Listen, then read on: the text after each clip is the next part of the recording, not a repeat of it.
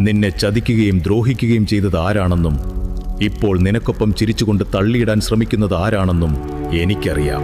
നന്മയോടെ നിന്നിട്ടും നിന്റെ കണ്ണീരിന് കാരണക്കാരായവരെ ഞാൻ കാണാത്തതല്ല. നിന്റെ കണ്ണിൽ നിന്ന് വീണ ഓരോ തുള്ളി കണ്ണീരും, നീ വിഷമിച്ച നിമിഷങ്ങളും എന്റെ കണക്കിലുണ്ട്. നീ വിഷമിക്കാതെ ധൈര്യമായിരിക്കുക.